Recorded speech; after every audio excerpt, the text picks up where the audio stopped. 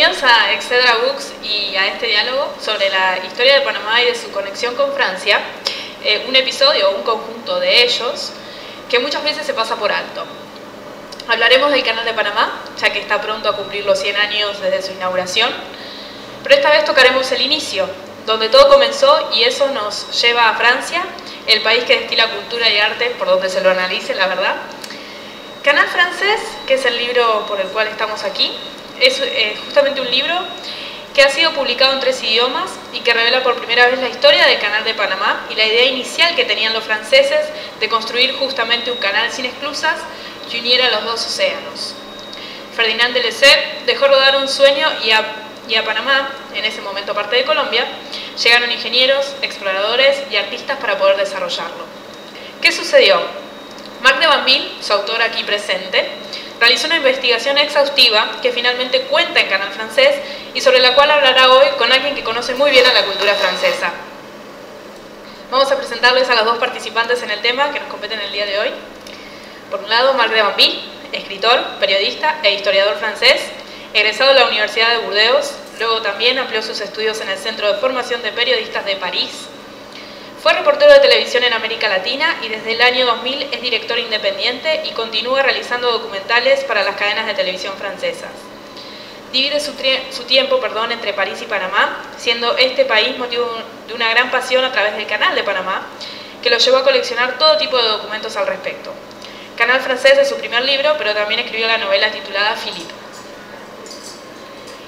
Después tendremos el autor, que estará, digamos, Marc de Banville, que estará dialogando con el también escritor, abogado, poeta y presidente de la Alianza Francesa de Panamá, Heriberto González Trejos. También es un gran impulsor de la cultura panameña, por eso es una de las razones por las que está aquí también. Así que les damos las gracias a todos por haber venido, y a ellos dos en especial, por haberse acercado en Excedra y hablar sobre este libro que retrata la historia de Panamá. Y esperemos que realmente lo disfruten. Los dejo con ellos.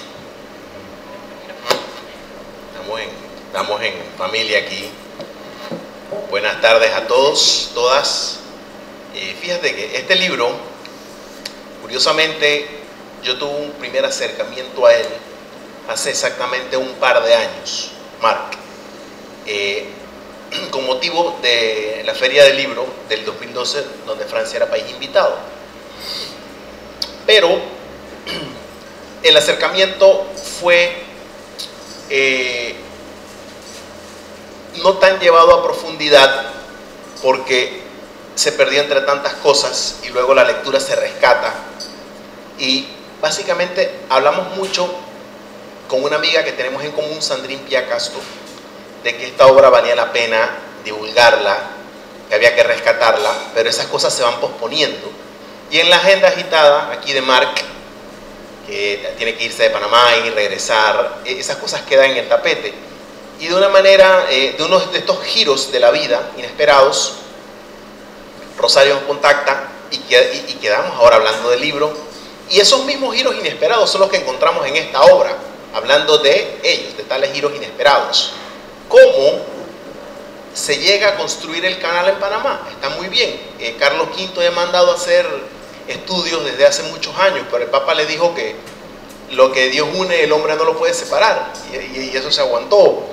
Tuvimos aquí el Camino de Cruces, tuvimos la Feria de Portobelo, y una serie de factores de nuestra cultura transitista dentro de las tantas naturalezas del panameño o del ismeño. ¿Cómo en el siglo XIX se empieza entonces a decantar o a imponer la visión de hacer un canal aquí en el Istmo? Cuando Marc nos va a explicar que no era precisamente en Panamá donde las grandes potencias querían construir el paso acuático que uniera los océanos, más allá del gran ferrocarril de costa a costa que se hizo en Estados Unidos, que tumbó el ferrocarril ismeño. ¿Cómo eso llega a concretarse? Yo quiero empezar el conversatorio con algo que me llamó profundamente la atención: el espíritu de la Francia del siglo XIX, donde los negocios empezaban en congresos de ciencia, cómo la ciencia, el arte, y la cultura y la diplomacia estaban profundamente ligadas con los negocios y cómo surgían de allí y cómo eso pudo haber influido en que se hiciera el canal en Panamá. Marc. Gracias, Heriberto. Bueno, efectivamente, Francia en el siglo XIX, la Francia que empieza el canal, una Francia que uno podría considerar un poquito romántica, ¿no? De hecho, es una Francia ahí que tiene como un sueño de grandeur, ¿no? Es en ese momento uno de los países que está en mayor progreso económico. En pocos años el terreno de Francia se está cubriendo de ferrocarriles por todos lados, las colonias francesas están empezando a producir muchísimo y entonces poco a poco Francia se enriquece a una velocidad tremenda y a la vez, fruto de la revolución, las grandes escuelas de ingenieros como Politécnica, como Puentes y Caminos, están formando cientos de excelentes ingenieros cada año. Y entonces, esta Francia es una Francia orgullosa, es una Francia que sueña, es una Francia que tiene ideas así del negocio, aunque no tenga ninguna carta en el asunto. Por ejemplo, ahí es evidente que si se abre un canal interoceánico en las Américas, Francia se va a beneficiar, pero de lejos, o sea, no va a ser para nada el primer país en beneficiarse. El primer país en beneficiarse va a ser Estados Unidos, seguido de cerca por Inglaterra, que es en este momento, en 1875, son las dos grandes potencias que están interesadas en esto. Y esas grandes potencias, lo que pasa es que ya firmaron un tratado, se llama el Tratado Clayton-Balfour, y con este tratado dicen que se van a poner juntos para excavar un canal en Nicaragua. Entonces, en ese momento, ya cuando empieza nuestra historia, Estados Unidos e Inglaterra tienen un proyecto desde hace 15 años, que es un proyecto en Nicaragua. Y esto es el proyecto oficial, ¿ok? Esto es un primer análisis, porque si hacemos un segundo análisis, uno se da cuenta de que Estados Unidos sencillamente no está listo para excavar un canal. O sea que para él, a Estados Unidos, ya en mediados finales del siglo XIX, es un país que está empezando apenas a explotar el enorme territorio que reivindica como suyo. Con la idea del destino manifiesto, que supuestamente la providencia misma le ha dado esto a los norteamericanos para que ellos puedan prosperar y multiplicarse. Bueno, entonces ellos tienen este sueño ya, pero de hecho no tienen el territorio ocupado ni lo tienen bien controlado. El siglo XIX, la fuerza militar de Estados Unidos es principalmente hacia adentro, hacia sus fronteras inmediatas, ahí tocándole un poquito a los mexicanos, contra norte contra sur, o sea, secesión, y entonces ellos buscan ampliar su territorio poco a poco, o por violencia o por compra, pero no están hasta los últimos años del siglo XIX listos para aventuras afuera. Y como están en este momento, ellos sienten que todo lo que es la costa oeste de Estados Unidos es todavía demasiado débil. Entonces no les interesa abrir ahí un camino para que otra gente más fuerte venga a tomárselo. Entonces la idea, el segundo análisis, la idea es que Estados Unidos firmó con Inglaterra, no tanto para construir el canal Nicaragua, pero para evitar que Inglaterra haga el canal antes de ellos. Entonces, si uno sigue esta perspectiva, uno entiende que efectivamente Estados Unidos veía primero el canal en Nicaragua, pero segundo, no quería para nada que nadie hiciera un canal. Y ahí de repente viene esta idea desde Francia, que es la Francia de Jules Verne, ¿no? Que la Francia de ahí de los sueños ahí que son medio tecnológicos, pero medio románticos, ¿no? de estas cosas así, de los grandes héroes y tal, y la persona que representa en sí mismo todo lo que es este espíritu es Ferdinand de Lesseps. Mucha gente piensa que Ferdinand de Lesseps es ingeniero, para nada, es un diplomático, ¿okay? Él ha trabajado ahí de cónsul, ahí, y toda su vida ha hecho la carrera diplomática. Entonces, en Suez, él, que tomó 10 años, un poco más de 10 años para hacer el proyecto, pero tomó casi 20 años para prepararlo y todo.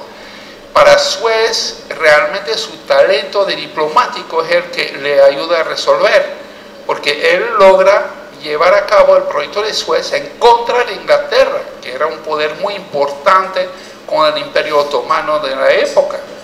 Y entonces lo logra hacer en contra de Inglaterra, que va a ser la primera beneficiaria del canal de Suez, y que de hecho va a recuperar las acciones del virrey de Egipto y va a tomar el control del canal de Suez.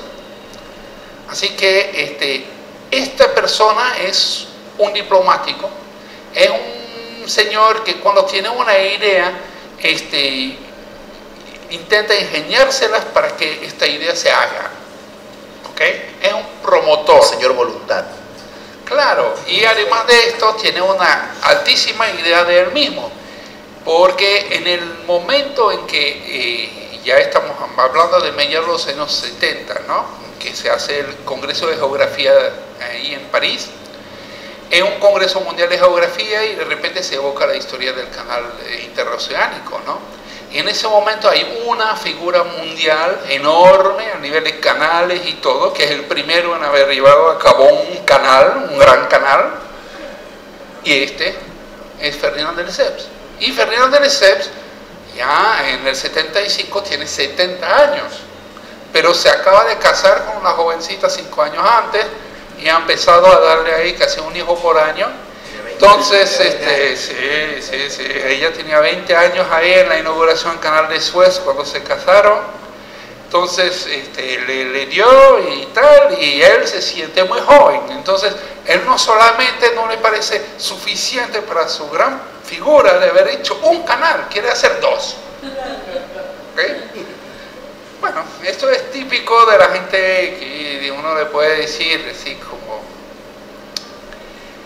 narcisista, ¿no? O sea, que no hay límite para lo que ellos creen, ¿no? Tienen el superior, tiene su superior es hacer canales hasta la muerte.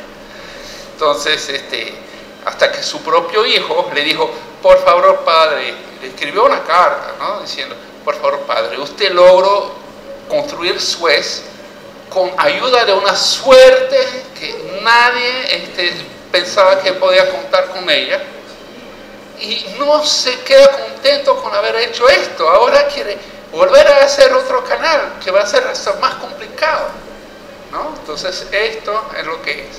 Y en este espíritu, no el espíritu de que nada, o sea, la naturaleza es como la cosa que hay que vencer, ¿no?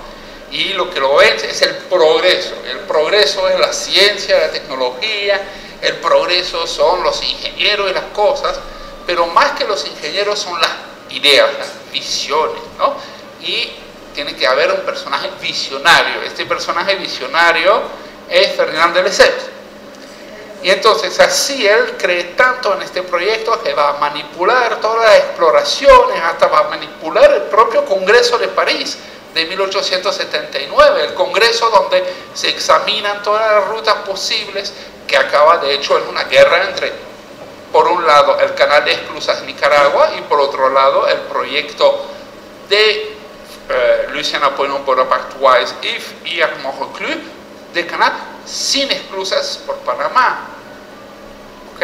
Entonces, estas son las cosas. Y entonces ahí es donde Ferdinand de Lesseps se levanta y dice, no, la Marina Mercante Mundial no puede sufrir el retraso de las esclusas, tiene que ser un canal sin esclusas, ¿okay?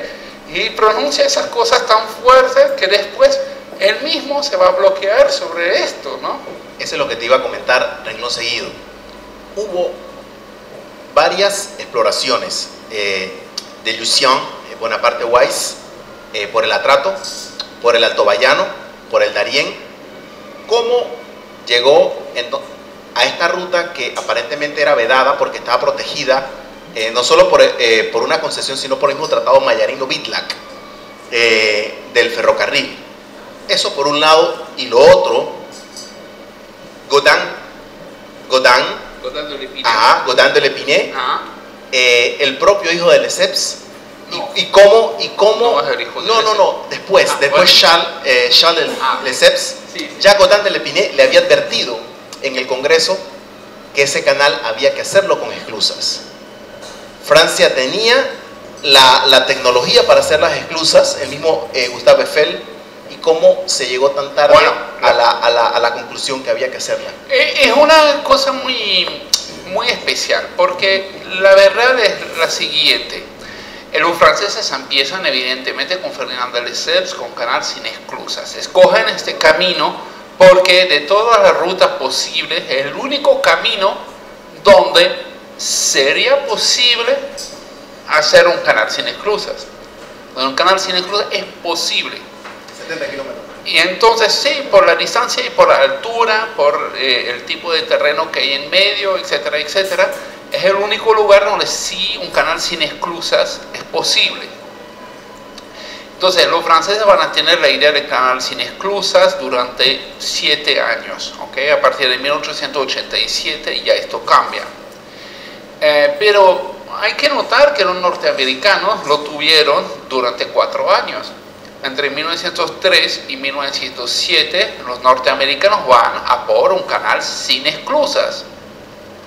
Y entonces después vuelven a hacer los cálculos, después vuelven a tener los debates, después está Stevens aquí y están las cosas, y entonces escogen un canal de esclusas. Entonces la idea siempre de escoger esta ruta porque es la única donde a un momento podría ser un canal sin esclusas, es importante. Y esta idea va a ser la de los franceses y va a ser también la de los norteamericanos. Los norteamericanos hasta en los años 60 estaban todavía pensando e evaluando la posibilidad de la rentabilidad y la idea de hacer un canal sin esclusas. También en un momento ellos pensaron con las nuevas tecnologías, ¿no? Así hacer explotar bombas atómicas para poder abrir este camino. Entonces la gente va pensando, van a ir cubrando, van haciendo las cosas. Esta ruta ha sido escogida por ser la única donde sí sería posible. Entonces efectivamente había otras rutas posibles con esclusas. Lo que pasó es que efectivamente el señor Gaudin de L'Épinay, que era el ingeniero brillante, controlador de los ingenieros de Estado en Francia, y que ya había trabajado en un ferrocarril en México, en la región de Veracruz, sabía lo difícil que era trabajar en los países tropicales, sabía lo duro que era contar con una población de trabajadores que tenían fiebre. Y entonces Gaudin de L'Épinay, en la época él pensaba como todos los demás, ¿no? Que las fiebres venían del aire malo de las marismas, ¿no?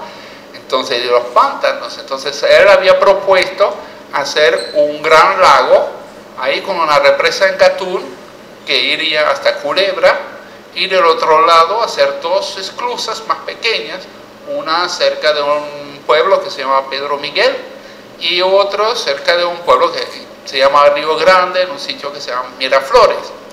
Entonces él había propuesto en 1879 en el Congreso de París el mismísimo plan que los Estados Unidos van a llevar a cabo en 1914. Y Gaudin de L'Épinay a nadie le escuchó, nadie le pegó bola, nadie le pegó atención. Así es, ¿no? Entonces el hecho de canal con esclusas o sin esclusas es una cosa que fue muy importante para Ferdinand de Lesseps, porque él, con la idea, con lo que había hecho en Suez, él quería hacer otro Suez, ¿no? La cosa es que evidentemente conocía Egipto desde su infancia y no conocía Panamá. En toda su vida va a venir 2 veces a Panamá. O sea, una vez hacían una gira promocional en 1880 en menos de 5 semanas, y otra vez por menos de 3 semanas en 1886, las 2 veces en enero, okay, o sea, en verano, ¿no? Claro. Se aguantó los aguaceros, Sí, sobre todo porque la incidencia de las fiebres era mucho menor en verano. Y fíjate, Mar, algo que tú mencionas en el libro que me llamó también la atención poderosamente, hubo como 3 puntos, que el canal francés no fracasó por falta de tecnología o de conocimiento, incluso había arrancado levantando plata con todo y que no tuvo el apoyo oficial del Estado francés, sino fue como el pionero del capital riesgo. Fue como una de las primeras empresas a nivel mundial que se levantó capital de esa manera. No era una de las únicas empresas. En la época muchas empresas intentaban, ¿no? Varias empresas intentaron también que excavar un canal en Nicaragua y fracasaron estrepitosamente muy rápidamente. Así que no fue de las primeras, pero fue una de las primeras en levantar tanto capital. Exacto. De esta magnitud, ¿no? La cosa es muy clara. El Estado francés no aportó su apoyo y no lo iba a hacer por varias razones. La primera razón es que el Estado francés no tenía ningún interés estratégico en el canal de Panamá. Y esto es lo que yo explicaba antes. Justamente esto es la locura del asunto. Es que efectivamente esto lo hicieron los franceses, no lo hizo Francia. Estos vinieron, o sea, los franceses participaron en una empresa liderada por franceses y por el que se creía el más grande de todos, que hasta lo llamaron el gran francés, que era Ferdinand de Lesseps. Pero en ningún momento esto fue una cosa oficial del Estado francés. El Estado francés ayudó dándole posibilidad de, digamos, a los ingenieros de Estado que debían trabajar tiempo para el Estado, para pagar sus estudios y para tener su título de ingeniero de Estado, pues ellos les daban facilidades para que puedan, antes de su tiempo, venir para Panamá. Entonces hubo un cierto tipo de ayuda, pero a la hora de la verdad, cuando Ferdinand de Lesseps necesitó levantar fondos para salvar su compañía y que necesitaba los bonos de lotería, en ese momento él había hecho exactamente la misma cosa para Suez, y en el caso de Suez fue lo que le permitió excavar Suez. O sea, si de no haber logrado la emisión de bonos de lotería de Suez, no hubiera habido Suez.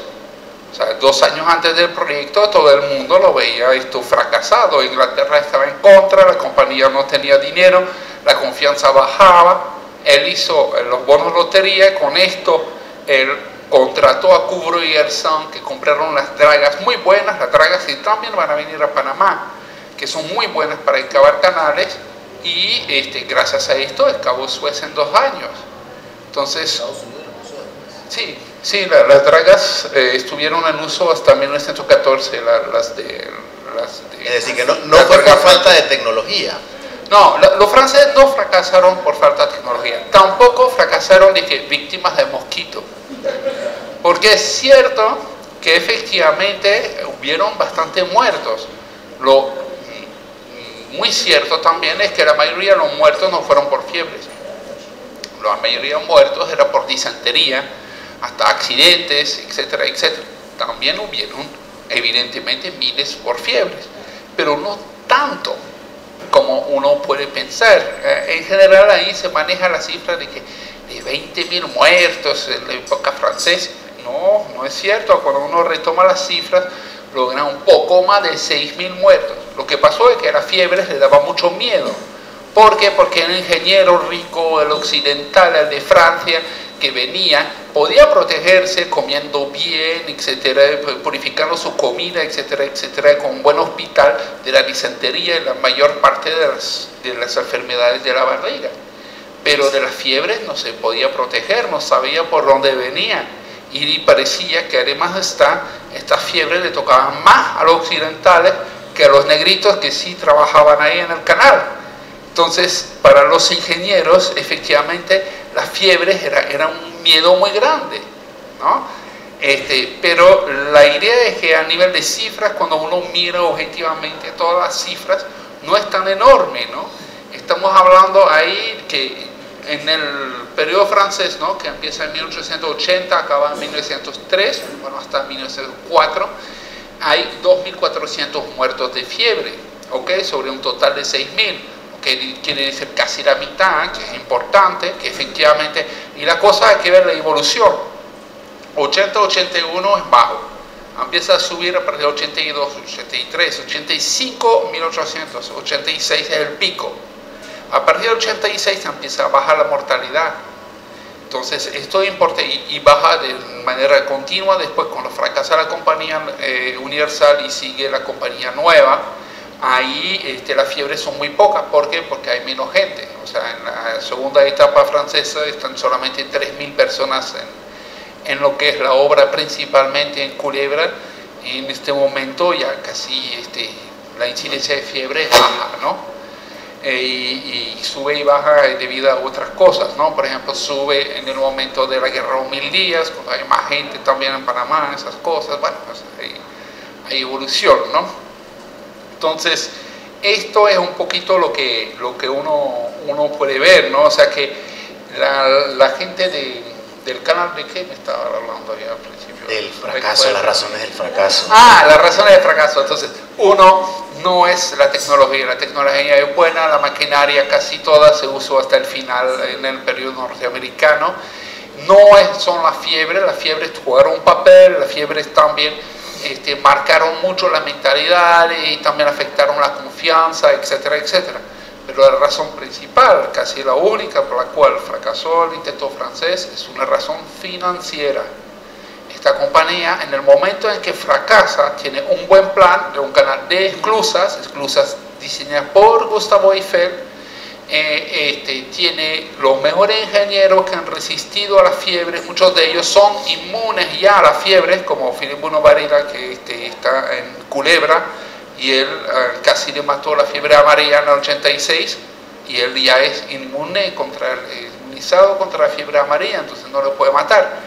Entonces, y ellos tienen planes fijos, tienen toda la infraestructura está en funcionamiento, los estudios son muy buenos, la gente va a por un canal, estrecho canal, ¿no? Un canal del siglo XIX, para una marina de barcos de madera, con velas, esas cosas, o sea, una marina así, donde la modernidad son esos transatlánticos que tienen ahí, que son de metal y tienen, además de las velas, también máquinas de vapor.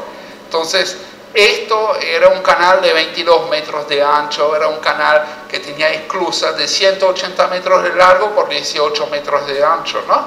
O sea, un canal chiquito. Pero efectivamente este canal estaba ya a la vista cuando se cae la compañía. Y entonces se cae la compañía porque los bancos le exigen a la compañía que ellos vayan más allá de lo que pueden ir. Y entonces, exigiéndole esto, la compañía no puede cumplir, entonces se decreta ahí la bancarrota de la compañía. Entonces, la derrota de los franceses no es una derrota de concepto, porque efectivamente llegaron con un canal sin esclusas, pero digamos un poco tarde, evidentemente. Pero 7 años después tienen estudios, tienen toda la infraestructura hecha, ciudades, gente, obreros, profesionales ahí en el lugar, tienen un plan bueno y van a por un canal con esclusas. Y digamos, en el Congreso de 1879, el Congreso había recomendado la ruta de Panamá por, digamos, más o menos lo que se invirtió lo invirtieron los franceses, y diciendo que esto iba a tomar 12 años. Ferdinand de Lesseps, por miedo a no poder lanzar la cosa, redujo este tiempo de 12 a 8 años. Entonces, por eso que la compañía tambalea en 1888, o sea, 8 años después del lanzamiento. Mientras que las recomendaciones del Congreso del 79 hubieran sido de 12 años.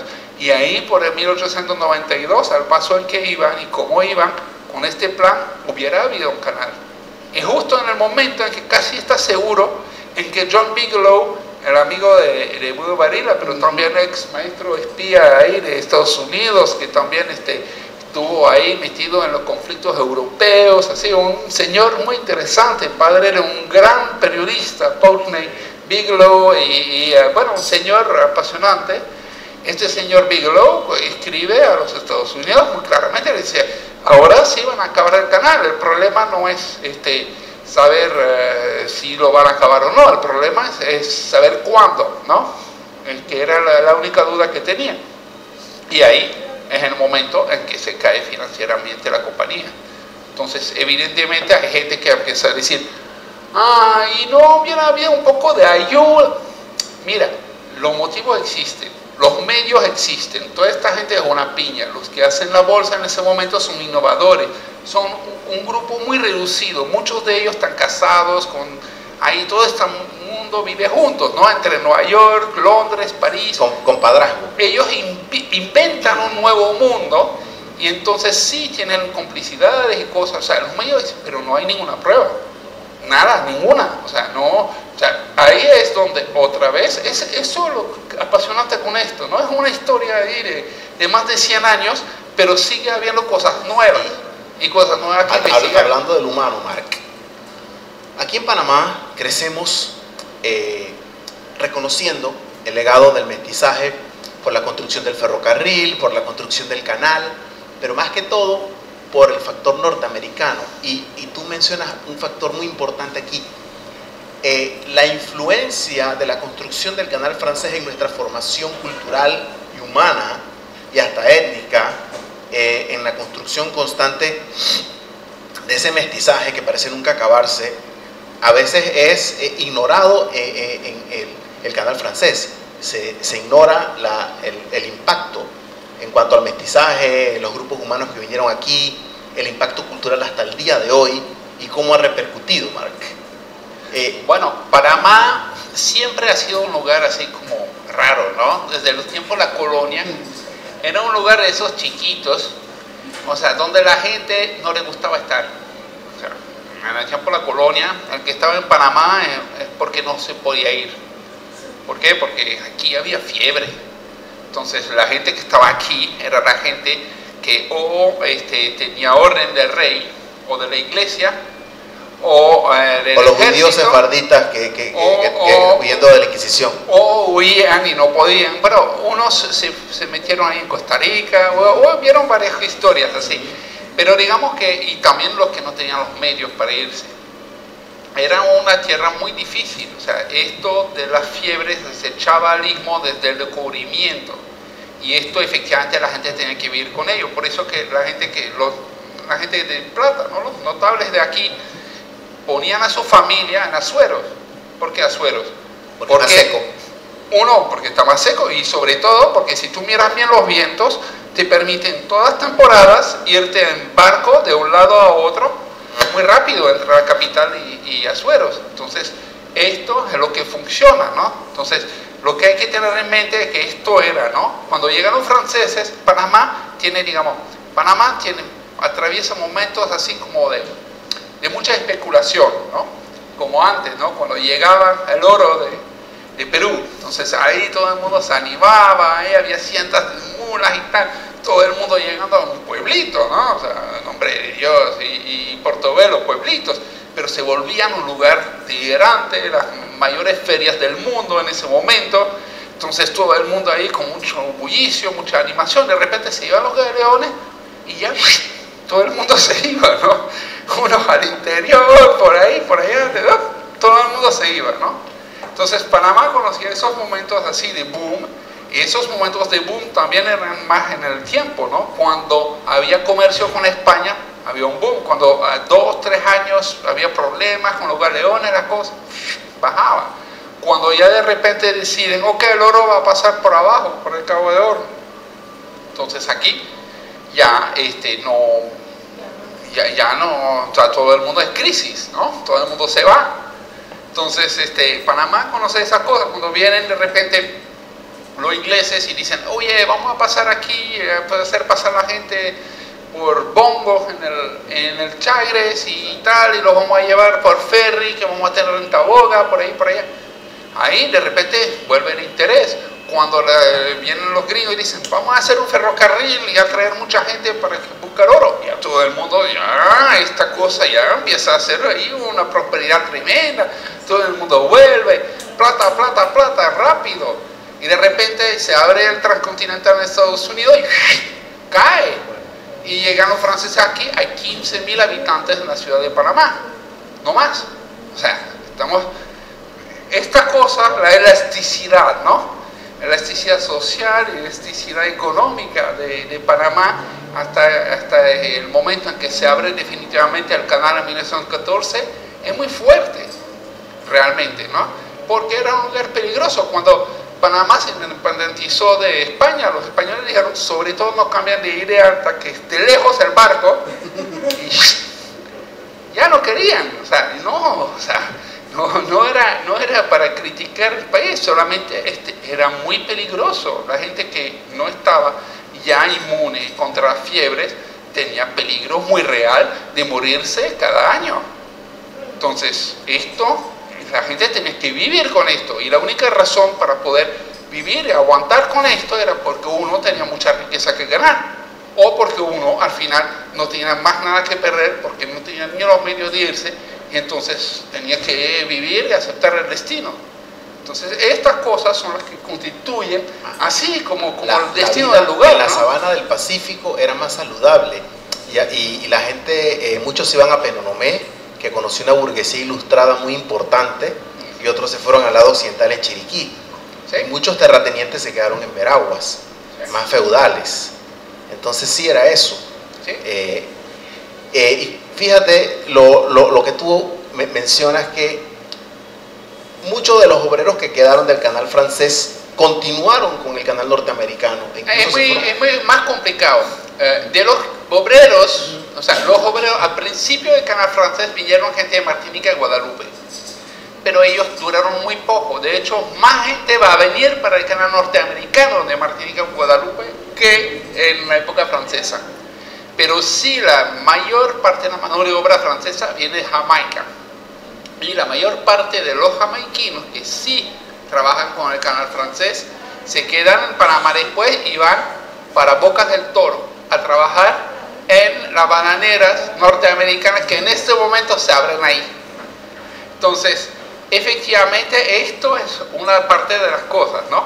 También llegan a Panamá un montón de gente alrededor de lo que es el canal francés.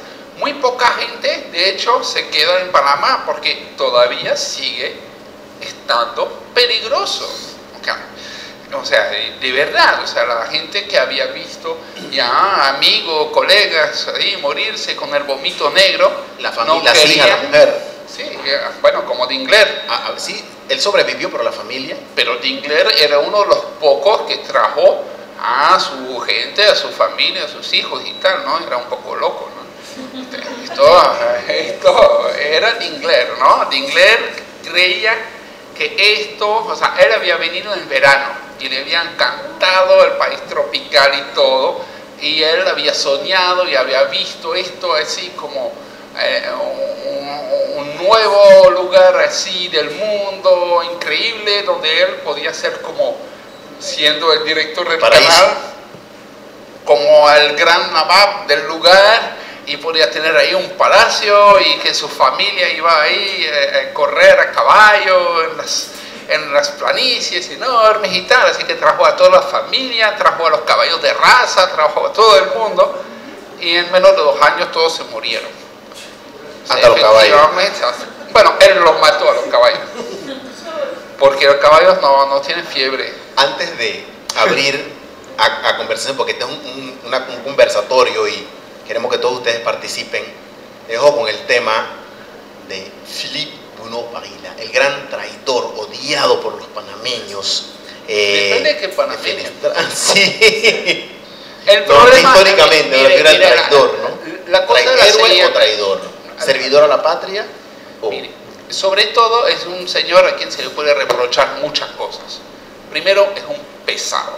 Es pesado. Usted tiene que leer sus libros, es pesado. Segundo, es un arrogante de primera. Realmente, tiene un orgullo tan enorme que lo aplasta. Entonces, esto sí. Después, aparte de esto, es un ingeniero absolutamente brillante. Esto su trayectoria lo ha hecho y lo habla por sí solo. la cosa difícil para caracterizar a Philip Bueno Varela es que aquí en este país, por ley, desde 1927, por ley, nadie puede hablar bien de Bueno Varela. Supuestamente, si hablo bien de Bueno Varela, normalmente estoy en contra de la ley. Está en contra de la ley, sí está.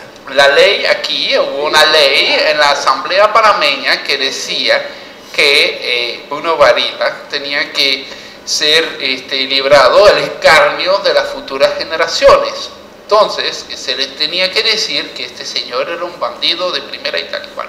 Lo que pasa es que cuando uno hace una investigación periodística un poco histórica, ¿no? Un poco fuerte, así, sobre todos los argumentos, sobre cuánto ganó, por qué, etcétera, etcétera, uno se da cuenta de que la teoría del bandido motivado por interés personal no se mantiene.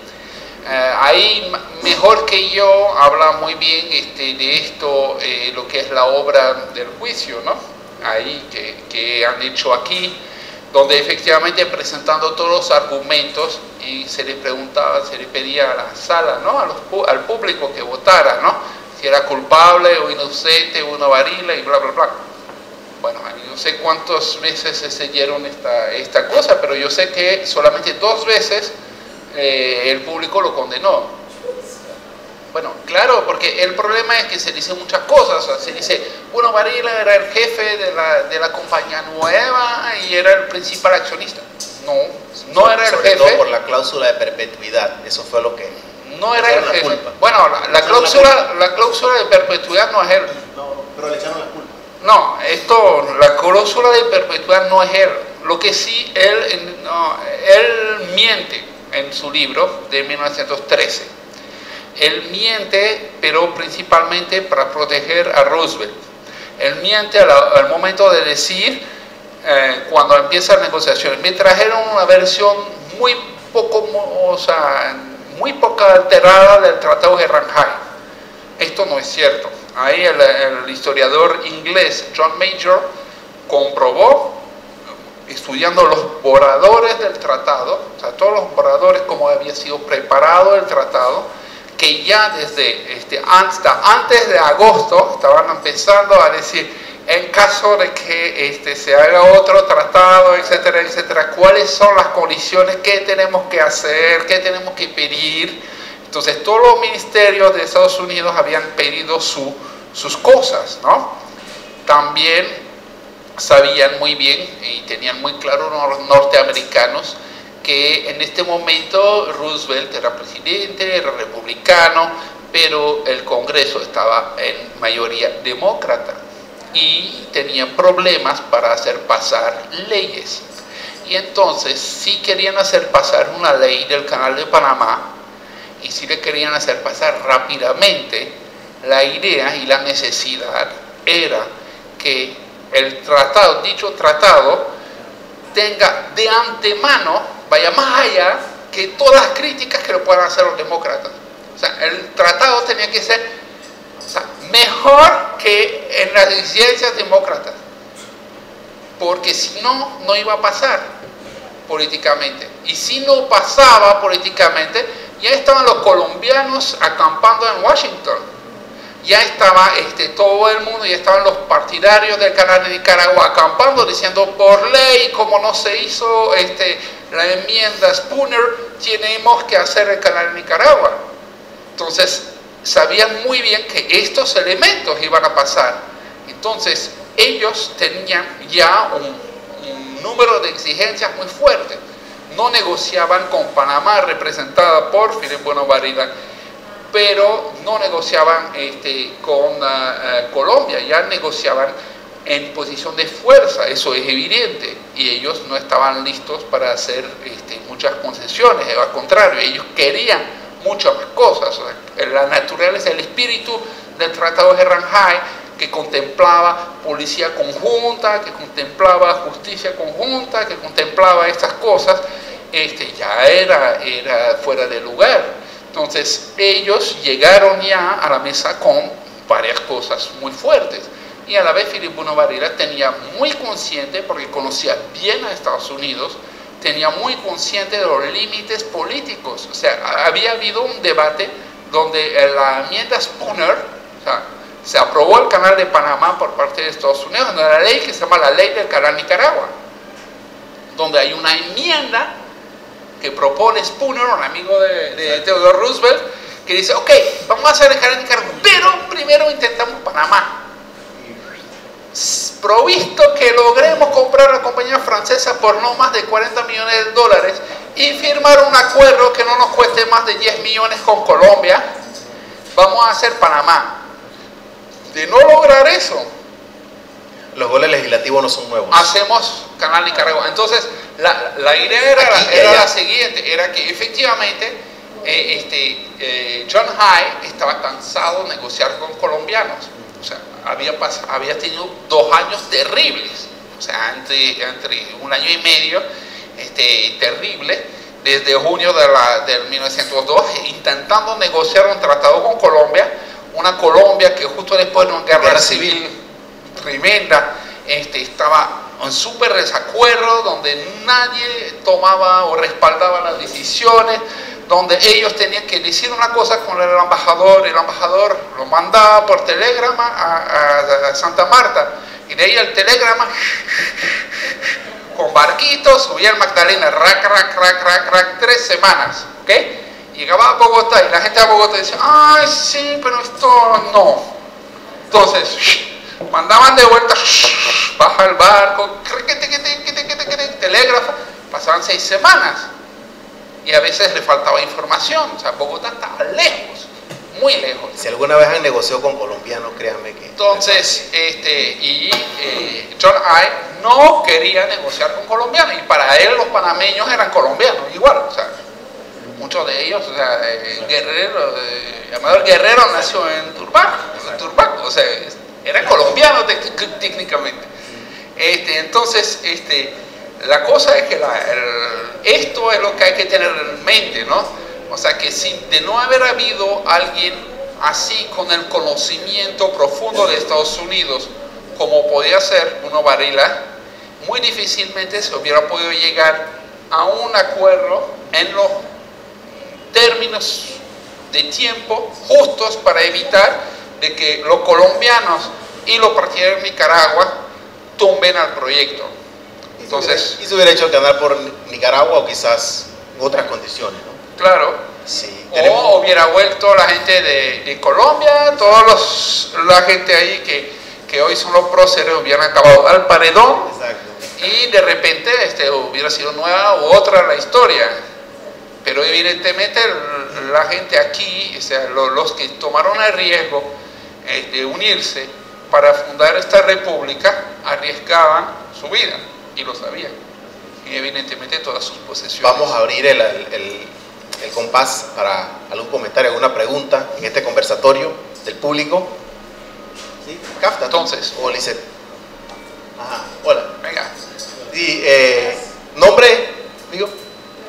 Blas. Ah, sí, acá el micrófono. Vamos a circular. Gracias. Buenas noches a todos y a todas. Felicidades por la nueva obra que está presentando. Y mi pregunta es, además del aporte tecnológico de los franceses aquí en Panamá, ¿qué otro aporte hicieron los franceses aquí en Panamá? Frente a lo que es la gastronomía y los hospitales y casas y edificios. Bueno, en el legado hay legados urbanos evidentes, ¿no? O sea, los franceses legaron ahí un nuevo puerto en Colón que se llama Christophe Colón, que hoy se llama Cristóbal, y legaron también trabajos muy fuertes de saneamiento a nivel estructural en Colón, muy fuerte. Aparte de, también dejaron otro puerto, el otro lado, La Boca, que casualmente el joven Filipe Bruno Varela, a los 24 años, es el que fue encargado de realizar La Boca. Entonces, así es. Legaron ahí un hospital grande que hoy se llama Gorgas, pero que antes los franceses apodaban Nuestra Señora del Canal, que era el mejor hospital de la región, que fue fundado en Ancón por los franceses. legaron muchas cosas también a nivel del espíritu, un poco de la ciudad, de lo que era la manera de vestirse de la gente. Hay que reconocer que la gente, o sea, la gente que tenía algo de plata de Panamá, mandaba a sus hijos a estudiar a Francia hasta los años 20. Después, a partir de los años 30, 40, esto cambia y los mandan a Estados Unidos. Pero durante casi 40 años, de 1880, digamos, a 1930, o sea, por ahí de 90, sí, por ahí, 40 años, realmente hubo una influencia europea. Mucha gente aquí tenía también en la mente. Como la nación romántica. Claro. Se conoce en Panamá como la nación romántica, de principios del siglo XX. Y también amor, o sea, es muy complicado porque el mismo Belisario Porras, que es el que lleva toda la guerra contra Filipo Varila, que es el que lo manda a condenar, porque el hermano de Porras era embajador en París, y él y Filipo Varila tienen querellas y todo, y yo creo que ambos eran tan arrogantes uno como otro al fin y al cabo. Entonces era pelea de arrogantes, y entonces pero lo que es importante es ver que para Belisario Porras la relación con Francia era tan importante que había mandado a su hermano, o sea que todas esas cosas, o sea, esto era el espíritu, la gente soñaba con esto, ¿no? Y también en la época esta de la exposición, ¿no? De 1915 y de todos esos trabajos que rodean ahí el principio de la República, ¿no? Se construyen muchos edificios que tienen idea francesa u europea dentro de los diseños. Esto va cambiando otra vez después de los años 40-50, cuando efectivamente los diseños más norteamericanos son los que imperan, ¿no? Entonces hay esas cosas. También llegan, pero no directamente por parte de los franceses, sino que por parte de los trabajadores de Martinica y Guadalupe, que vienen con el canal norteamericano y que sí se quedan aquí en Panamá y en cantidad, miles. Ahí sí ellos traen lo que es el pan baguette, ellos sí traen expresiones así del patois francés, así como el chapeau, como el boite, como esas cosas. Esto muy colombo ahí. Entonces esto es efectivamente, esas cosas se cuentan ahí del lado de Colón, donde efectivamente la comunidad de origen de Martinica y Guadalupe es muy fuerte. Entonces, pero esta comunidad no es tanto que llegue con el canal francés, es que llegue con el canal norteamericano y llega con los trabajadores de Martinica y Guadalupe. Digamos, el mayor legado francés es, uno, la idea del canal y la idea que el canal podía ser realizable, y dos, la idea de que, digamos, este canal se haga aquí y que este país nazca. No es que este país nace gracias a Francia. La República no nace gracias a Francia, pero de hecho, de no haber estado los franceses y de no haber hecho lo que hicieron aquí, muy pocas probabilidades tenía Panamá de acabar con canal y como república. Exactamente. Entonces no es así que no es gracias a, pero sí es parte del legado, ¿ok? Porque esas obras aquí hicieron que en un momento era más rentable para los norteamericanos acabar un canal en el único lugar donde sí un día se podía hacer un canal sin esclusas, en el mejor lugar estratégico para cerrar bien el Caribe de ellos, ¿no? Que los norteamericanos, el Caribe es de ellos, no sabían. Cuba y Puerto Rico, sí. quitarse la España. Claro, exactamente. Es que lo agarró en esa cresta. Es que los Estados Unidos no querían hacer el canal antes, porque no lo necesitaban. Pero a partir del momento en que dejan de pelearse en el terreno de ellos y que empiezan a ir al exterior, entonces, cuando ocurre en la guerra hispanoamericana, donde de repente, ahí en pocos golpes, pam, pam, pam, la guerra Filipinas, Guam, Puerto Rico y Cuba. Entonces, ahí, además es importante Filipinas y Guam, porque justamente ellos necesitan ya un canal. necesitan un canal, ok, sus militares necesitan un canal. Y cuando sus militares necesitan algo, hay que hacerlo ya. Claro. Por eso nació el internet. Por eso que de repente se hace muy pronto el canal. Se hace muy pronto el canal porque ya hay una necesidad.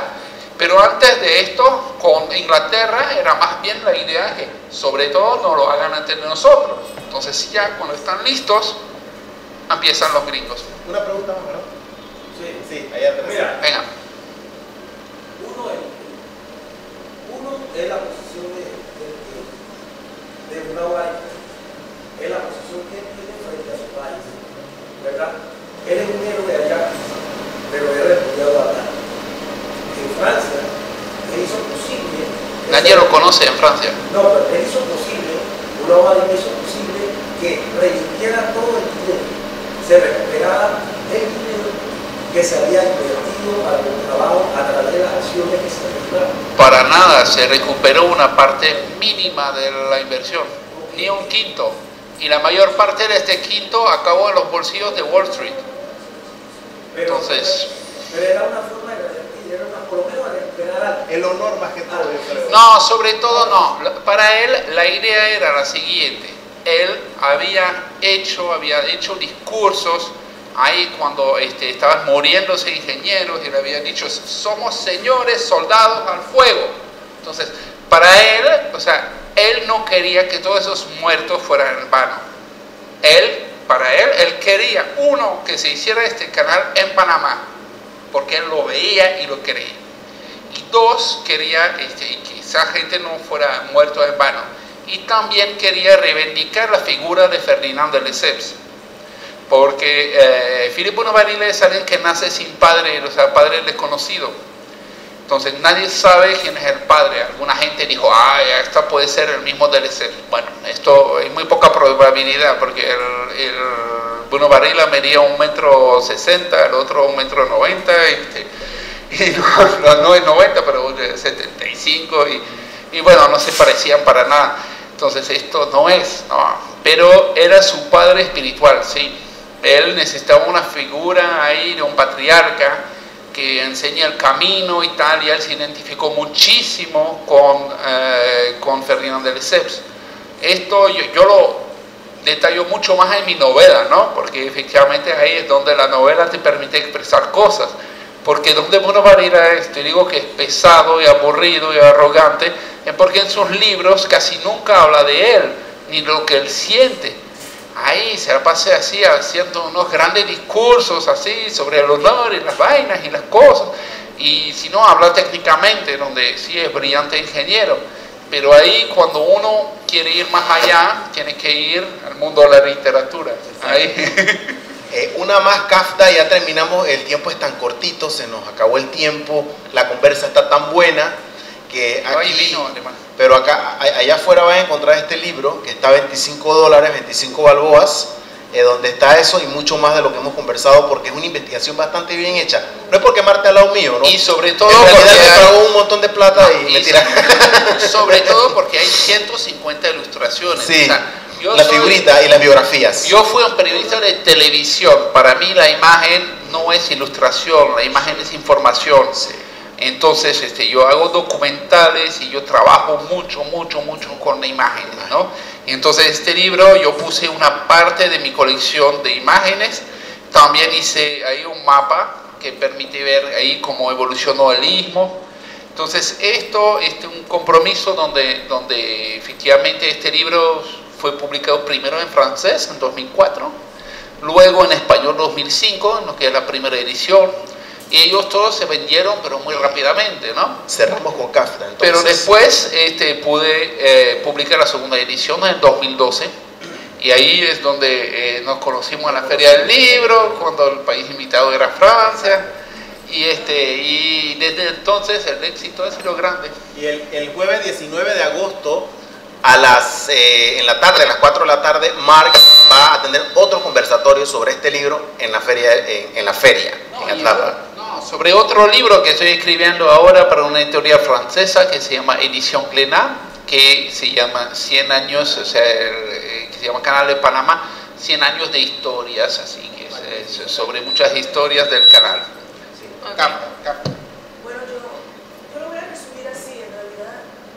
Creo que muchos de los datos que han proporcionado hoy nos deja pensando en un tema que a mí me ha saltado una vez a la vista, mi conciencia, y me imagino que muchos de los que están aquí, y es que todos y cada uno de los sucesos hasta el sol de hoy, sobre todo en este momento, estamos viviendo en torno a crisis financiera, en torno a política exterior, en torno al rol del canal y en torno a la falsa neutralidad con la que todavía estamos aquí invadidos. En realidad esto ha estado minuciosa y maléficamente planeado desde hace 100 años o más, no, desde hace mucho más. Carlos V, hija. Carlos V. Bueno, hasta antes, porque ya antes los indios que tenían más poder querían tener pie y posición en Panamá, porque sí era importante y se podía llegar a otras tierras y tener negocios importantes. Claro, yo me refiero específicamente a tres situaciones en las que yo lamento profundamente cada día de mi vida que aquí estemos totalmente mudos, ciegos y sordos ante tres situaciones que son profundamente determinantes para el futuro de este país. Primero, que no somos ni la perpetuidad que se ha ido de aquí y nadie la discute. Nadie discute que nosotros no estamos libres del poder de los Estados Unidos a causa de la enmienda de Concini, que ya de la que ni se habla, y dentro de poco no me extraña que tiren un poder de la Asamblea y que también prohíban que hablen de ella. Dos, el famoso... Todo el mundo sabe que la de Concini es válida, pero aunque no haya de Concini, la historia es sencilla. O sea, Estados Unidos es el país más armado del mundo. Tiene más armas solo que los 30 países que lo siguen juntos. ¿Ok? Entonces, o sea, ¿de qué estamos hablando? Evidentemente los Estados Unidos han expresado desde finales del siglo XIX de manera muy clara que un canal interoceánico para ellos es un asunto estratégico y de seguridad nacional. Entonces, esto no se trata de que, se trata de hecho, ¿ok? De hecho, a partir del momento en que tú tienes un canal interoceánico, es como los pequeños países que tienen petróleo. De todos modos, van a tener ventajas y van a tener problemas por ello. Y dentro de los problemas que trae que acarrea esto, está el problema que efectivamente hay un límite. Este límite se está empezando a ensanchar, pero durante el siglo XX fue muy pequeño el límite de que autorizaban ahí, con los Estados Unidos podían autorizar antes de intervenir. ¿Okay? Esto le costó a muchos presidentes aquí. Sí, claro. Ahora la rienda es un poquito más suelta, pero aún así la cosa es evidente. Por eso la gente que habla del Gran Canal Nicaragua, bueno, estamos de acuerdo. O sea, los Estados Unidos no han dicho nada. ¿Pero por qué? Porque piensan, como casi todo el mundo, que esto es una pura teoría y que nunca se va a hacer este gran canal. Y que la única ventaja de este gran canal o del proyecto del gran canal era para Ortega tener la reelección asegurada y el cambio de la constitución y al lado de hacer algo de plata con las tierras, pero digamos que no es muy seria como cosa. Pero aún así, de imaginar que mañana podían los chinos realmente empezar a hacer algo. ¿Creen que los norteamericanos se van a quedar tranquilos así? Oye, que nosotros estamos haciendo ahí nuevas lechugas bio y vamos a convertir a nuestros bombarderos en tierras para plantar zanahorias. No. ¿Sí? Bueno, quiero agradecerles en primer lugar al señor Marc de Banville y también al señor Edilberto González Trejos por haber venido aquí a hacer este conversatorio, este diálogo pero tan interesante sobre el libro Canal Francés, que si lo quieren adquirir está en inglés, en español y en francés a 25 balboas, como dijo Edilberto, y se lo firma Marc de Banville tal cual. Exacto. Próximo, así que, la versión en Dule. En mandarín. Próximo. Bueno, muchísimas gracias y que tengan buenas noches todos. Okay.